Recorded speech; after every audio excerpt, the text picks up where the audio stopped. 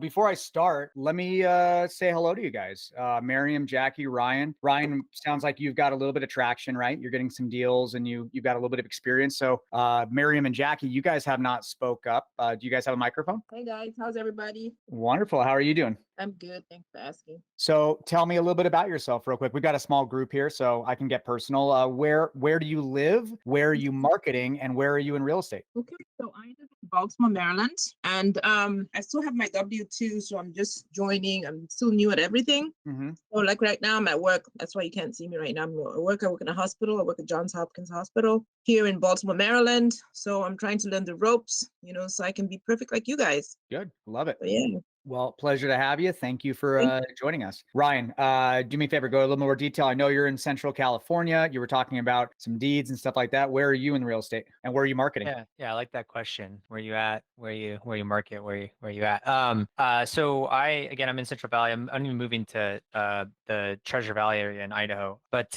where I'm marketing right now is the Central Valley area. I got a investor that I'm working on to kind of JV deals, and then Missouri, St. Charles, Missouri. There's another really active investor out there. And then Nate and I have been doing a little bit with some of his lists just to kind of work through this stuff, like work the process. And then so Utah, and then my core area for the portfolio I'm trying to build is going to be in the Treasure Valley. So I own an Airbnb there now, and I'm working on this other deal, which it'll be our primary residence, but it'll be I'm buying it seller financed, and then we're rehabbing it. So it's kind of an investment deal where we bring in some private money and stuff like that. So beautiful. Just getting started with real estate. Cool, man. Awesome to have you. AJ, I see that you just joined. Would you mind introducing yourself? My name's Jeremy Davis, by the way. I just kind of want to, since we got a small group, I want to learn like where you are, like where do you live, where do you market to, and where are you in real estate? Hi, Jeremy. Actually, I'm a part of Investors Thrive as well. I'm a VA for Nathan. Oh, cool. So you're in the Philippines? Yes, I'm in the Philippines too. Got it. Well, cool, man. Good to have you. Good to have you.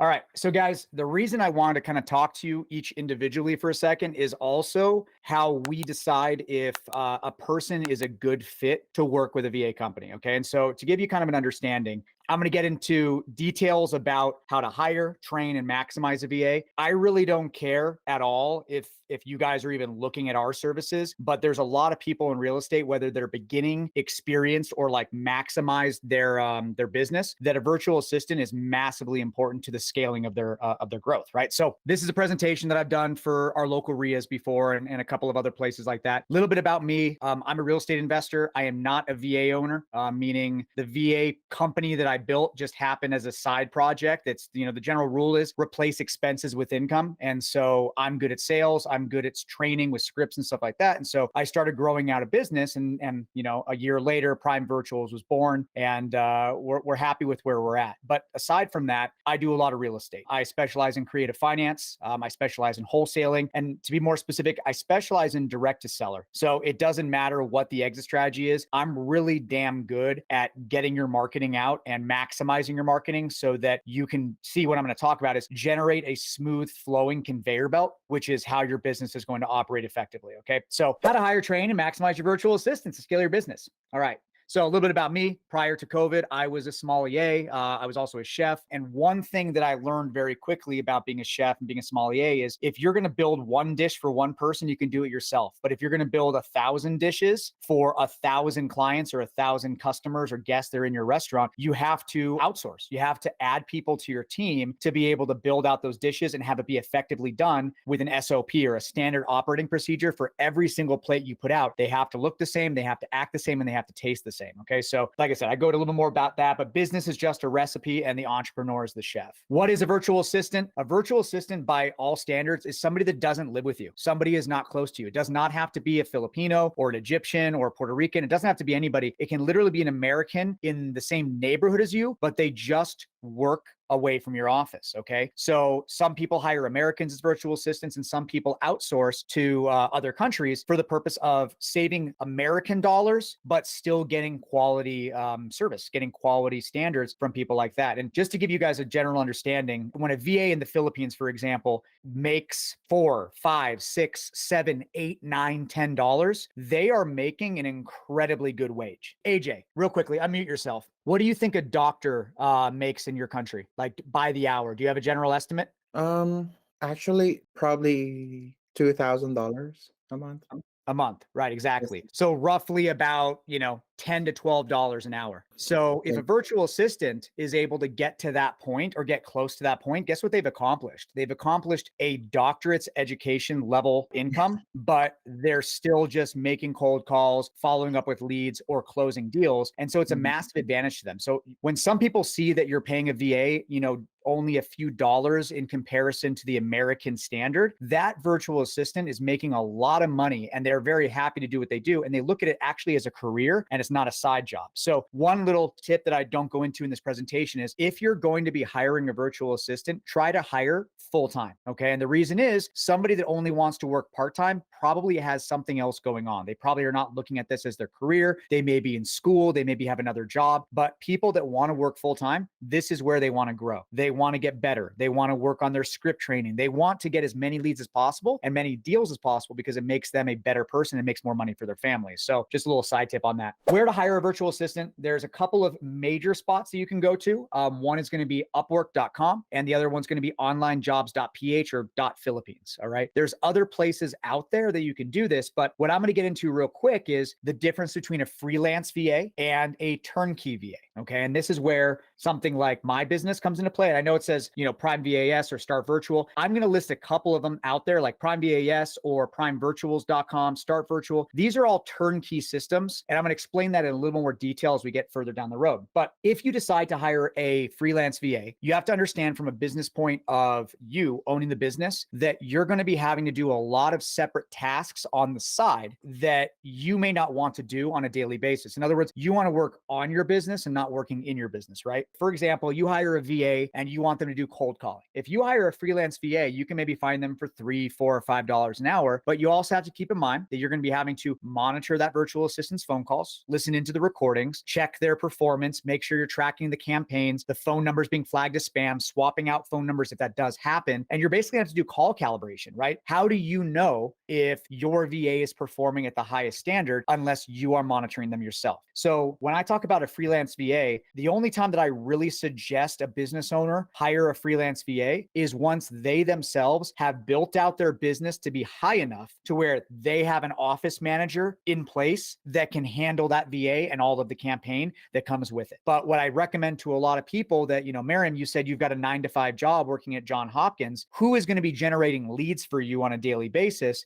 Since you're working 9-to-5, are you going to be cold calling homeowners? Probably not. So that's where a virtual assistant comes into play. If you get off work at 5 p.m., are you going to want to get home and listen into every single one of those phone calls and make sure that your campaigns are running smoothly, make sure the lists have been uploaded correctly and all that stuff? Probably not. So what we kind of recommend again is freelance VA is for two reasons. One, you either really want to save money, you really, really, really have a fight where you're like, I don't want to spend a lot of money. I want to spend as cheap as possible, but you're also going to get the cheapest results. Or again, you've scaled your business to the point where somebody can manage that virtual assistant for you. So you could work on the business and not in. Okay. But again, onlinejobs.ph, upwork.com, these are places for freelancers. And then primevas.com is a place you can go turnkey. Now, basic requirements when you're looking to hire. I'm just going to click through this real quick. Internet connection speed, make sure they have backup power, mobile hotspot if needed, a disc test. If you guys have not done this, it's going to be a way to be able to identify their personality traits, whether they are more about admin tasks, whether they're better at sales, whether they want to make cold calls or they want to stay behind the scenes doing more SMS. Like that's important for the disc personality test. Time doctor monitoring software. This is also something to keep in mind is that if you're going to be hiring a freelance VA, you're going to want to have a software in place that's going to be monitoring all their performance. Really what this does, it's a software that installs on the assistant's computer that monitors whether it be screenshots or live video recording. It monitors all the websites they go to and to make sure that they are actually doing their job. It's, the opposite of maybe having a manager standing behind them in a cubicle. It's kind of the same effect where if let's say they go on to a porn site, right? Which, and I'm being honest, it happens. If they go on to a porn site and they waste, maybe 5 minutes of their time doing that, they can either choose to do one of two things. Either keep the porn site recorded to where now the business owner knows they were watching porn, or they can go in and actually delete that slide, which then removes 15 minutes of their payroll. So they understand that, hey, if they're going to go on Facebook, if they're going to go on Instagram or whatever it is, and they don't want to be caught doing that, they can delete it themselves, but they're going to be deducted from their payroll. So they're going to have to make up those minutes, right? So that's something that's very important. So time doctor, noise canceling, wired headset. I can't say it enough that a wireless headset, as nice as it is, a wired headset will always sound better. It always will. It has a cleaner, crisper sound. And especially you want to have the noise canceling, because let's say the VA works in an office space or a call center. There's going to be somebody standing right beside them making calls as well. You want that noise canceling. Or I can't tell you enough how many roosters you'll hear in the background. Roosters are a very, very common thing, because guess what? A virtual assistant in the Philippines is working from about 11 p.m. to about 7 a.m. And guess what time the roosters start crowing? Basically 3, 4, 5, 6 a.m. And so if they're living in more of a rural environment, the roosters definitely get picked up on microphones like crazy. So crisp noise canceling software, KRISP, this is actually a software that also helps reducing noise. So if you guys, American, I mean, it doesn't even matter. If you've got a loud fan next to your computer or your microphone, I recommend that regardless. Video upload of the interview. Okay. So it's really nice where you set a protocol. If they're going to interview for you, then you want them to do a video. You want them to go through a couple of interview questions, and I'll go into that in a second. What do you enjoy most about this industry? Why do you want this job? Where do you see yourself in 1 to 5 years? And then once you post the ad, this could be on onlinejobs.ph, for example, type of work, full-time, salary, 6 to 10, these are just examples, right? Start with a playbook, okay?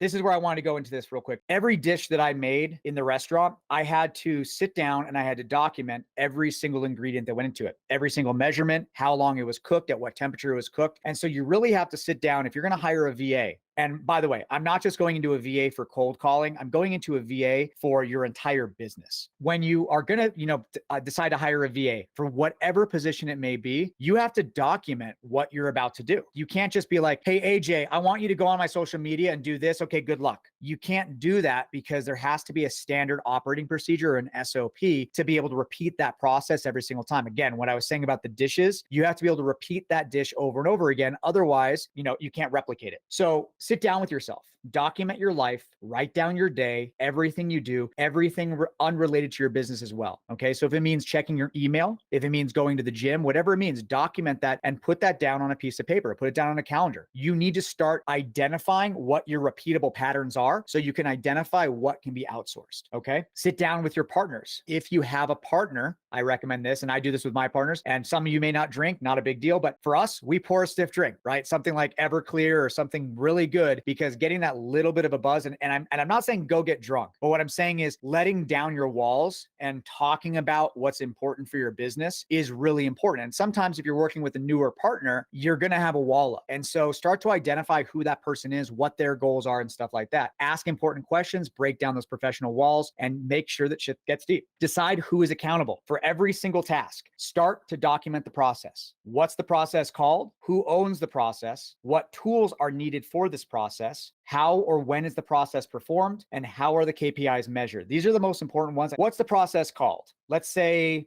handling Instagram social media. Who owns the process? AJ owns the process. What tools are needed for this process? A Instagram account, an Instagram login, maybe some video footage that needs to be edited, things like that. If let's say the process needs to be AJ posting for social media, but then there's another person that's doing the video editing, who owns the process? It's going to be AJ, subcategory, the editor as well, because AJ needs the edited video for the tools for the process. However, when is the process performed, whether it's going to be 10 a.m., 12 a.m., whatever it may be, and how are the KPIs measured? You want to see if every video gets posted, you want to see how's the interaction, how many people are seeing that, is that the right time of the day? You want to test this out, because KPIs or key performance indicators are really important in the business. Why does it matter if it's done correctly? That's kind of the last question, is if the person doing it, if AJ doesn't really understand why he's doing his job the way that he's doing his job, he can't identify if something might go wrong. He needs to identify why his performance is what it is and why he's doing what he's doing. And then finally, what are the steps, right? So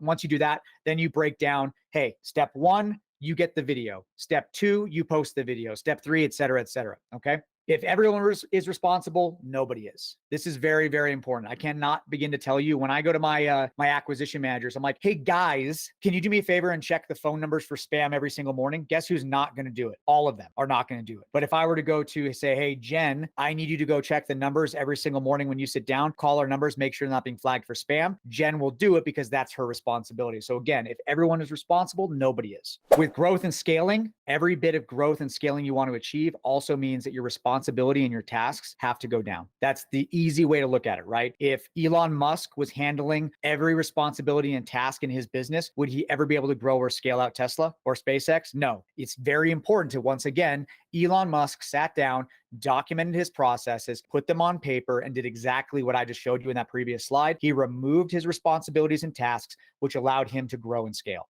Okay.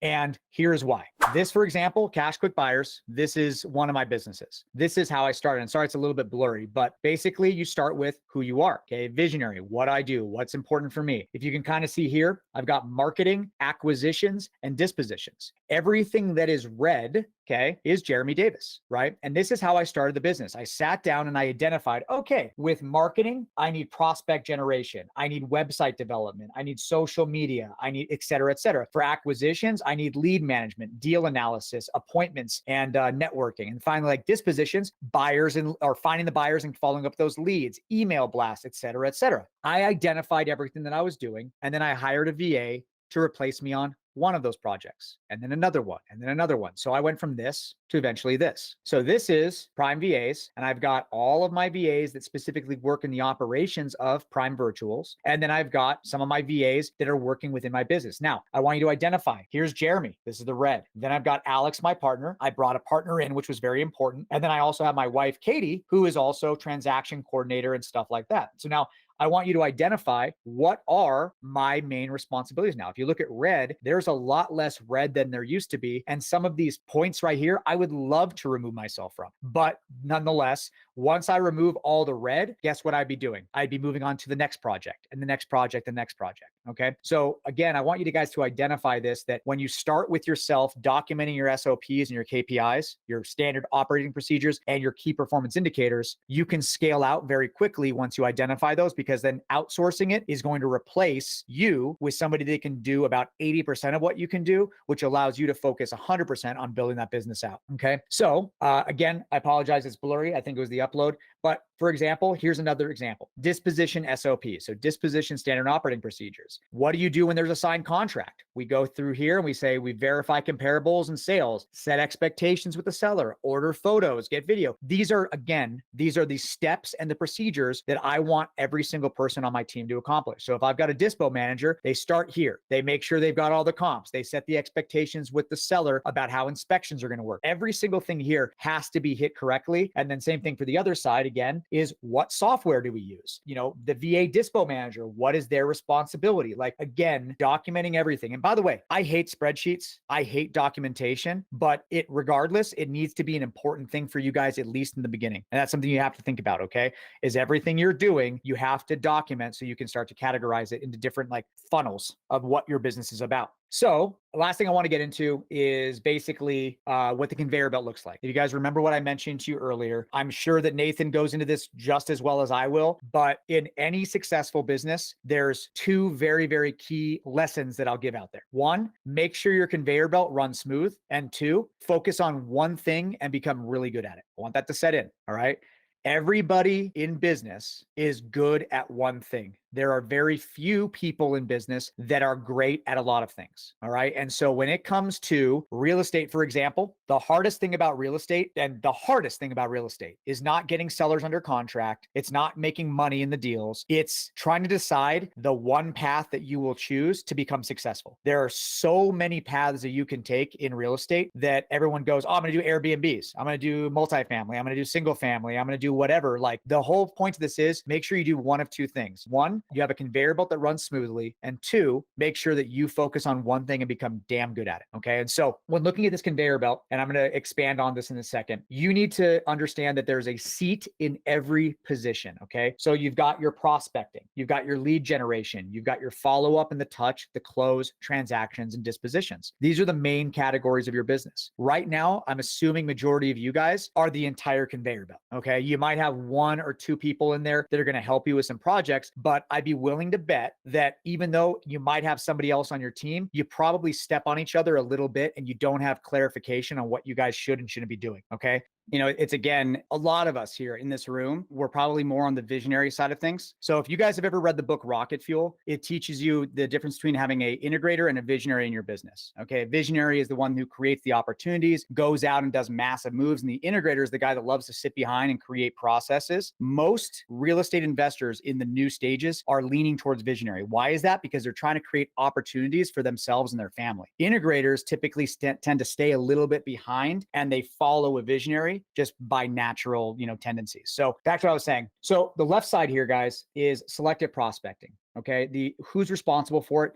The owner or the manager. This is you. And I know you can't really see it, but here we have micro, meso, and macro marketing. All right. And these are all categorized or separated into, if you're looking at micro, you're looking at neighborhood style marketing. Okay. Which is bandit signs, driving for dollars, door knocking. If you're looking at meso markets, this is more citywide. You're going to be doing cold calling, SMS campaigns, or ringless voicemail. And then finally, you've got macro markets. This is going to be statewide or actually nationwide, which is Google PPC, Facebook ads, and SEO. Okay. But all of these, a bandit sign, for example, do you think I want to go out at 3 a.m. or 4 a.m. in the middle of winter and drive around my neighborhood and put down bandit signs on every street corner? Absolutely not. My time is spent way more value getting good sleep, waking up in the morning and doing more for my business versus I can just hire somebody, again, a virtual assistant that's a local virtual assistant to do that for me. And so bandit signs, driving for dollars, again, you can find bird dogs, people that look for deals for you. And then if we move to city, it's going to be cold calling, SMS, and ringless voicemail. This is where a lot of virtual assistants in real estate exist. And then finally, Google PPC,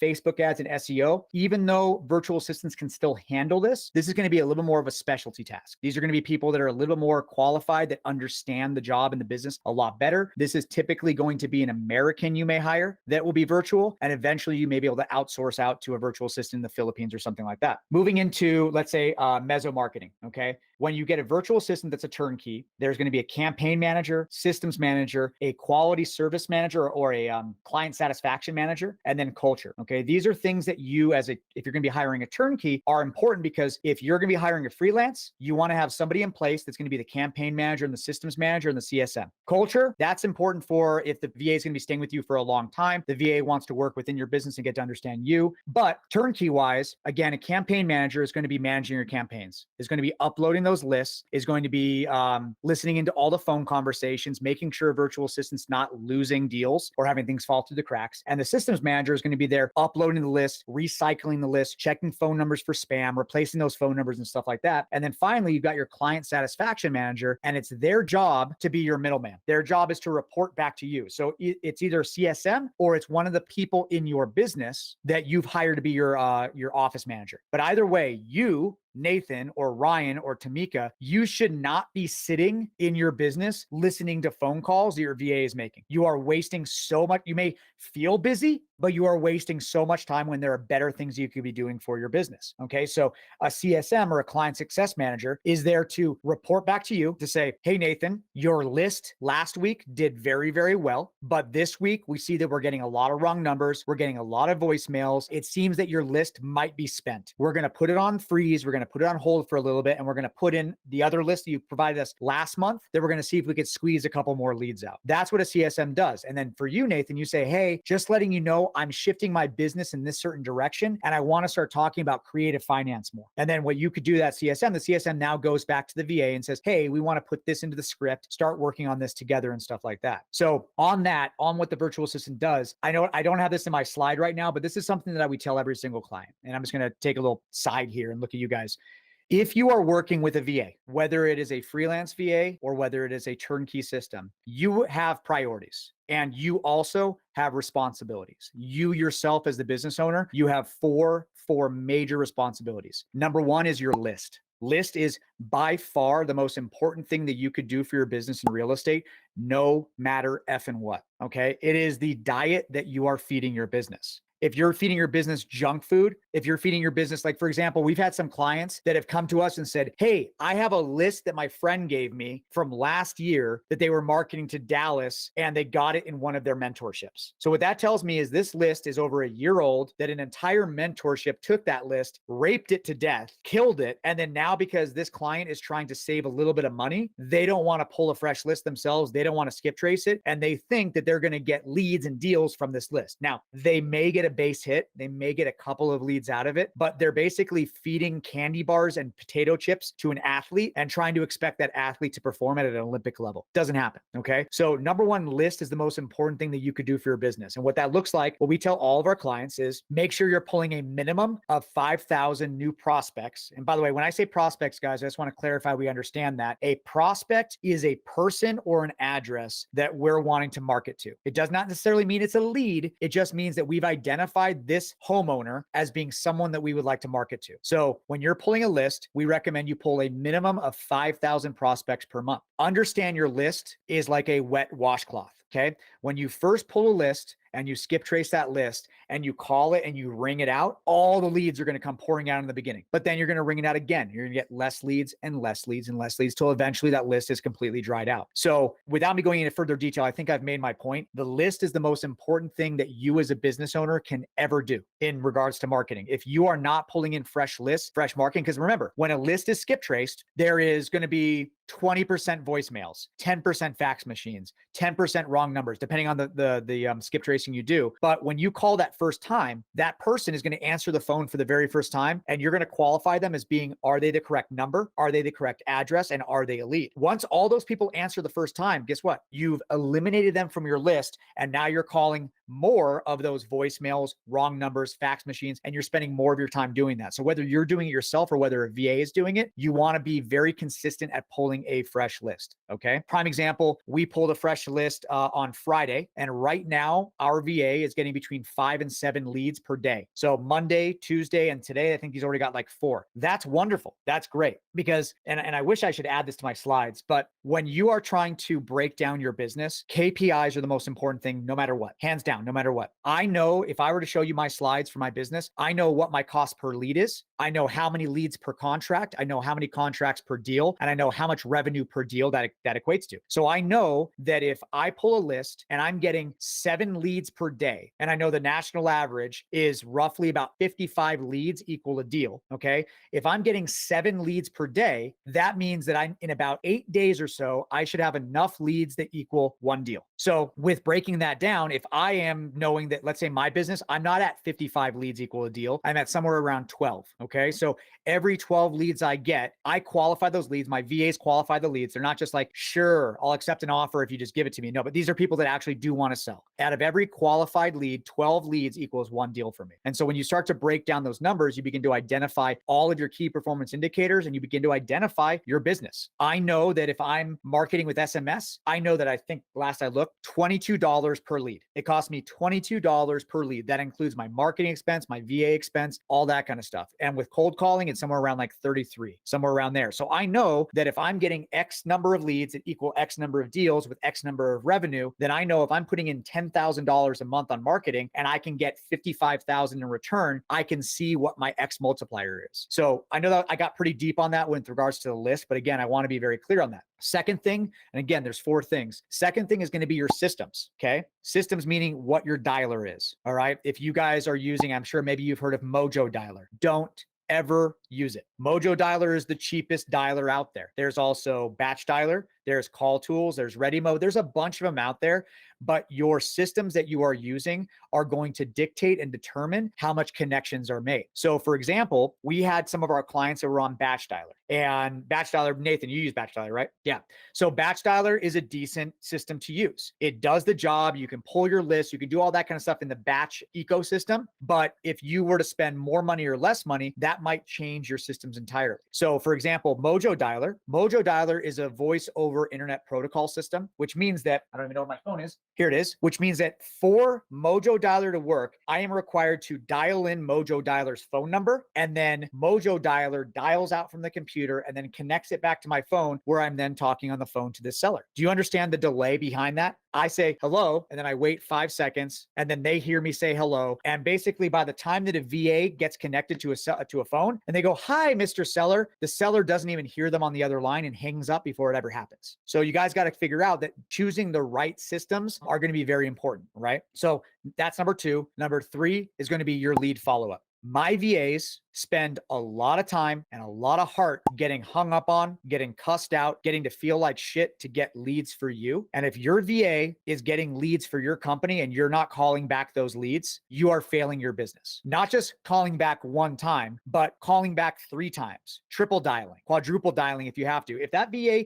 gives you a lead and says, this seller is losing their house to foreclosure next week, they said that they want to sell and they need an offer today, and you get that lead and you go, oh, I'll call them tomorrow, you just failed. If you get that lead and you call them one time, you just failed. It is your job to do everything you can to get back in touch with that seller and move them from a lead to an actual follow-up, to where you're actually setting the standard. Hey, I'm going to make you an offer tomorrow. Let's set an appointment for 3 p.m. I'd love for you and your wife to be on the call with me because we need to talk about what numbers are going to work for you guys, right? So number 3 is going to be lead follow-up. And finally, number 4, and this is for our clients specifically, make sure that you are going to meetings with your CSM. I can't tell you, there's a client we have right now that wanted to end services with us, okay? When my VAs came to me and said, hey, so he's been with us for a month and a half. He provided one list from another mentorship, and he's upset that he's not getting a lot of leads. And every week that we are trying to connect with him with the CSM meeting, he hasn't met with us one time. So I call up this client, I say, hey, dude, we explained to you what the importance were of,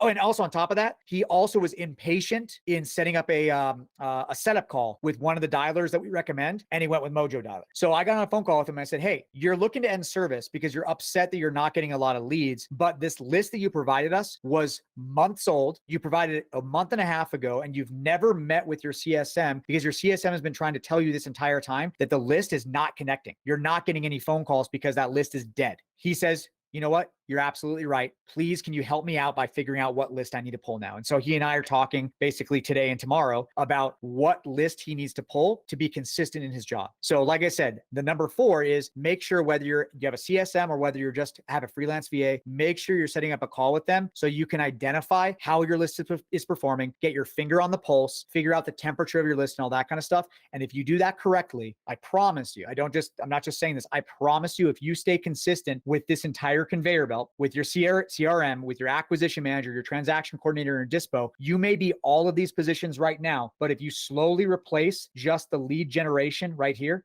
and then you go to the CRM, making sure you're following up, you're creating rapport, you're getting the upfront contract, and you're closing deals, I promise you, you will slowly replace yourself out of the day-to-day, and you will put virtual assistants into that business or even physical people in that business. And I promise you, you will make a lot of money in real estate. And that's it. That's it. So my Instagram is the Jeremy Davis, not Jeremy Makes Millions. That's old and stupid. I think that's it.